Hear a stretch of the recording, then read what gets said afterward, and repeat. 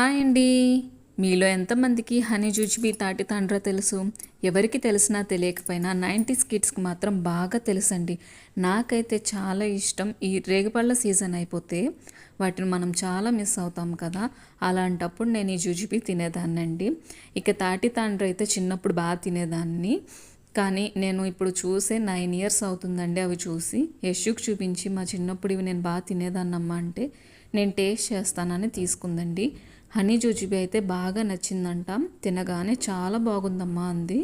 తాటి తాండ్రను తను మామిడి తాండ్ర అనుకుని తీసుకుంది.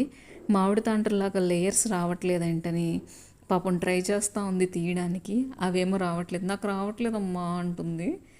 సరే నోటితో తినమ్మా, మామూలుగా తిను అని చెప్పన్నా. తినేసరికి ఆ ఫేస్లో ఎక్స్ప్రెషన్ చూడండి, రకరకాలుగా పెట్టింది.